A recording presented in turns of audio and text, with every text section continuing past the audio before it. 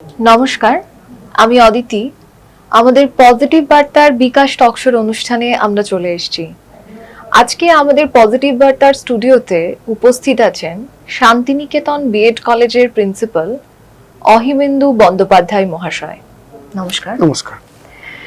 আমরা আজকে যে বিষয় নিয়ে স্যারের সাথে কথা বলবো তা হচ্ছে আমাদের বর্তমান যে শিক্ষা ব্যবস্থা, সেই শিক্ষা ব্যবস্থার সাথে আমাদের রবীন্দ্রনাথ ঠাকুরের যে শিক্ষা দর্শন এবং রামকৃষ্ণ মঠের শিক্ষা দর্শন, এই সমস্ত কিছু নিয়ে আমরা আজকে কথা বলবো ওনার সাথে। প্রথমেই আমরা যে জিনিসটা জানবো, একটু স্যারের সম্পর্কে স্যারের মুখ থেকে আমরা শুনে নেব। স্যার, আপনার সম্পর্কে একটু আমাদের দর্শকদেরকে যদি বলেন। আমি প্রথমে বিশ্বভারতীতে পড়াশোনা করেছি এবং বিশ্বভারতীতে পড়ার সময় আমি দেখেছি রবীন্দ্রনাথের সেই শিক্ষা ভাবনা বা শিক্ষা যে নতুন ধরনের ধারাকে আমরা কিন্তু অন্যভাবে পেয়েছি।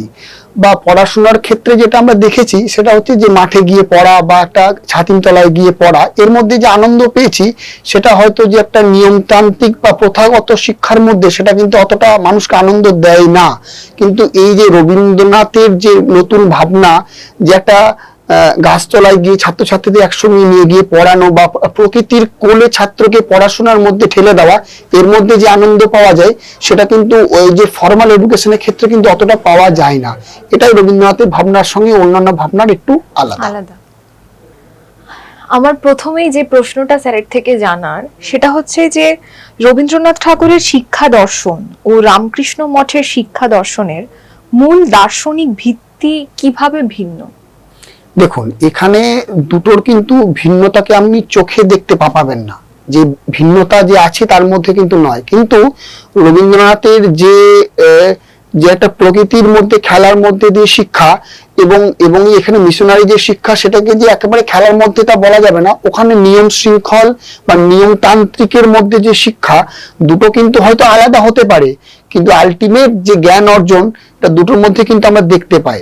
রবীন্দ্রনাথের এই যে পরিবেশের মধ্যে দিয়ে যাওয়া বা সমস্ত শিশুকে একটা পরিবেশের মধ্যে দিয়ে বড় হওয়া, এই যে একটা দর্শনকে আমরা অনুভূত করেছি বা আমি নিজে অনুভূত করেছি। পরবর্তীকালে আমি যখন রামকৃষ্ণ মিশনের স্টুডেন্ট হয়ে যাই তখন দেখলাম ওখানকার নিয়ম শৃঙ্খল হয়তো আমার জিনিসটাকে ধরতে একটু সময় লেগেছে, কিন্তু পরবর্তীকালে দেখেছি না, ওই নিয়ম যদি মানুষ মেনে নিতে পারে বা ওটাকে নিজের মতন করে নিতে পারে, তার মধ্যে কিন্তু জ্ঞান অর্জন থাকবেই।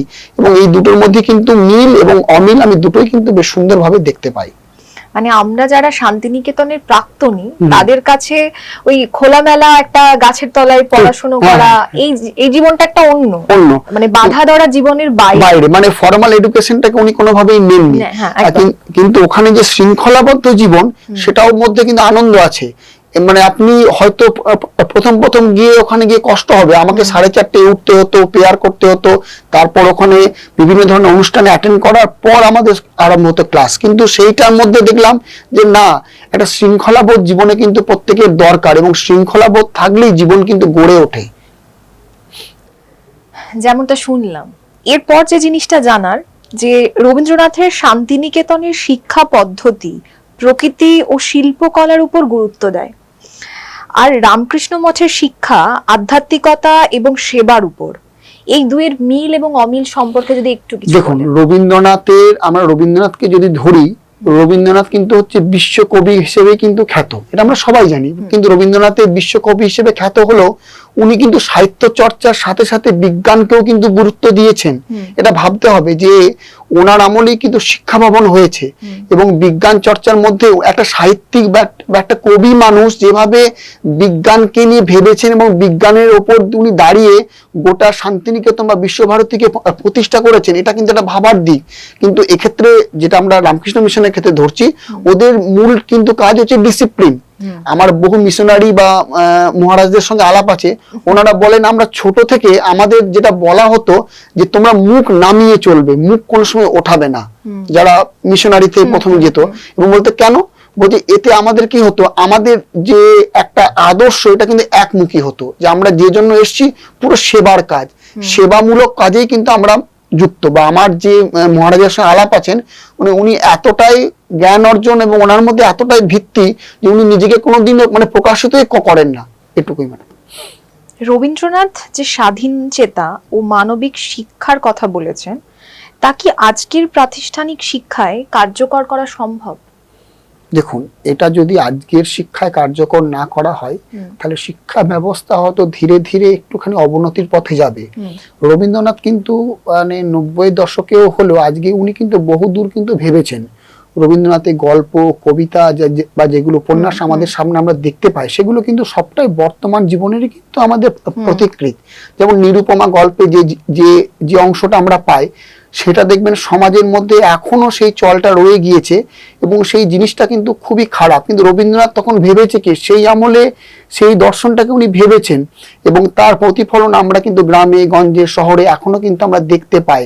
কিন্তু এই জিনিসটা যদি রবীন্দ্রনাথের যে চিন্তা ভাবনা সেটা যদি থাকে তাহলে কিন্তু শিক্ষা বহুদূর আগাবে আমাদের। রামকৃষ্ণ মঠের শিক্ষা আমরা জানি শিবজ্ঞানে জীবসেবা, এই নীতিতে ভিত্তিক। এই দৃষ্টিভঙ্গি কিভাবে সমাজে ইতিবাচক প্রভাব ফেলে? দেখুন, রামকৃষ্ণ মিশনের যেটা মূল ভিত্তি, উনি হচ্ছেন বিবেকানন্দ। স্বামী বিবেকানন্দ না থাকলে হয়তো ভারতবর্ষকে সেভাবে কেউ মানে চিনতেই পারতো না, কার্যকর হতো না। আমরা চিকাগো শহরে যে বক্তৃতার পর কিন্তু ভারতকে একটা বিশাল আসনে কিন্তু বসিয়েছে। কিন্তু খুব দুর্ভাগ্য, ওই দিনের ওই বক্তৃতা বা ওই দিনের কোনো ভিডিও ক্লিপস আমরা কিন্তু এখনো আমরা দেখতে পাইনি। এবং ওইটা যদি আমরা পেতাম, উনি কি বলেছিলেন, তার যে বক্তা, এটা কিন্তু সম্পূর্ণ আমাদের কাছে মানে হৃদয়মর্মী বা আমাদের কাছে একটা আনন্দের বিষয়। এবং এই যে রামকৃষ্ণ মিশনের সমস্তটাই বিবেকানন্দ একা হাতে তৈরি করে সেটাকে একটা জ্ঞানপীঠ, সঙ্গে সঙ্গে একটা সেবার কার্যে কিন্তু উনি কাজ করেছিলেন।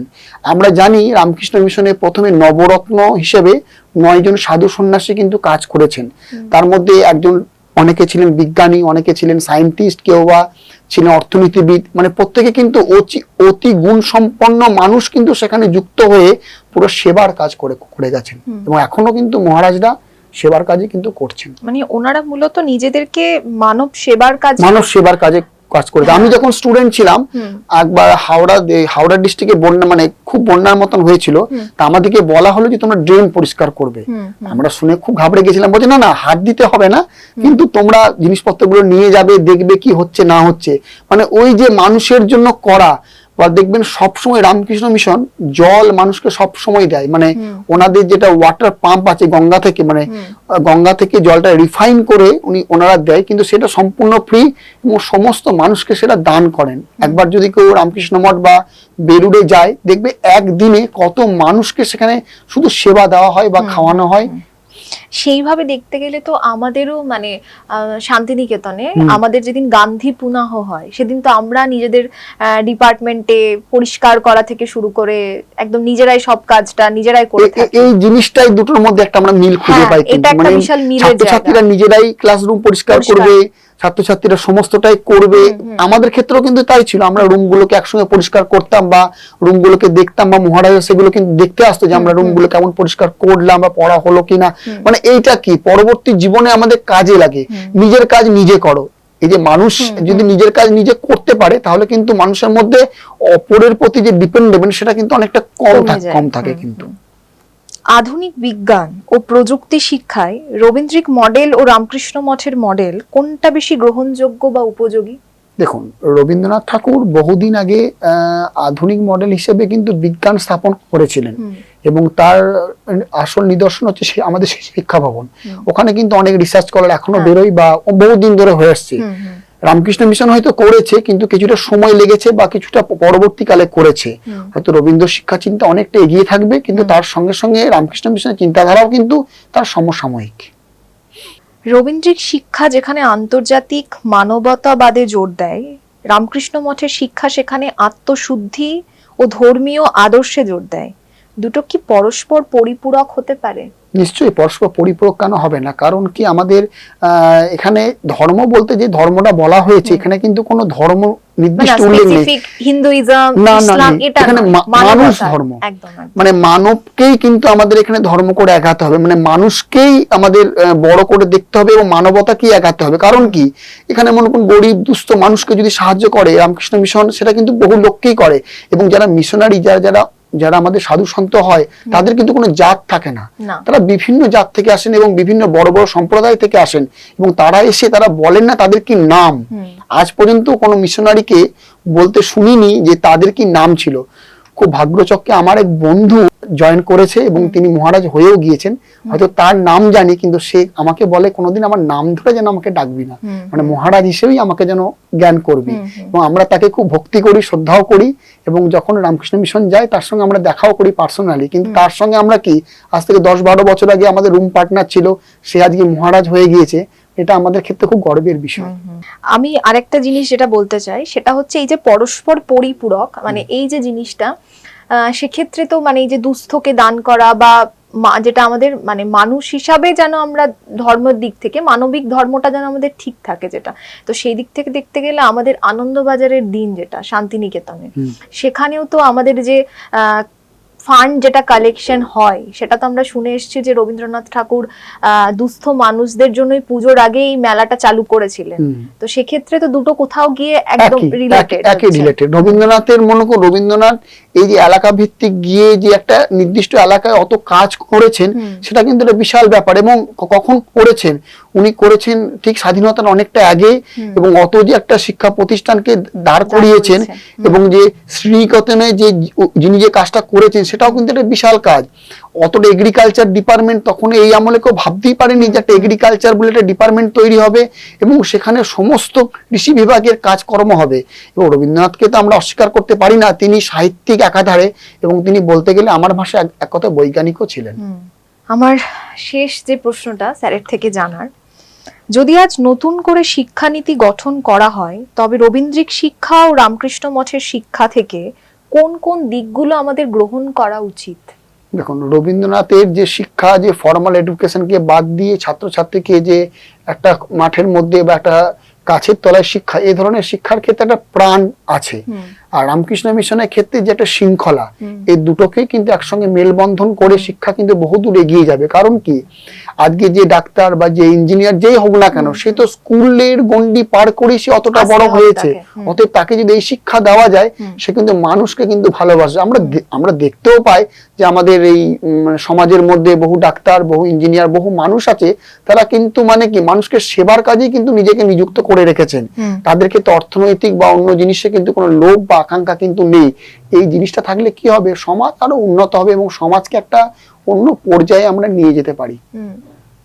যেমনটা শুনলাম আমরা স্যারের থেকে, যে আমরা রবীন্দ্রনাথের শিক্ষা থেকে আমরা যে জিনিসটা পাই, যে কোনো বদ্ধ জীবনযাপন না, উন্মুক্ত আকাশের নিচে বসে যে শিক্ষা, আর যেটা আমরা রামকৃষ্ণ মঠের শিক্ষা থেকে যে জিনিসটা পাই সেটা হচ্ছে কি আমাদের ডিসিপ্লিন হতে হবে।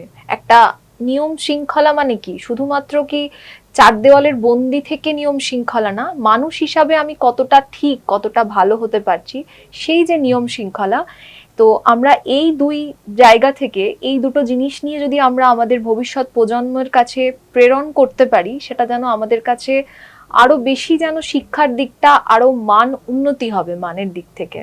আজকে আমাদের অনুষ্ঠান আমরা এখানেই শেষ করছি। ভালো থাকবেন, সুস্থ থাকবেন আর পজিটিভ বার্তার পাশে থাকবেন। নমস্কার।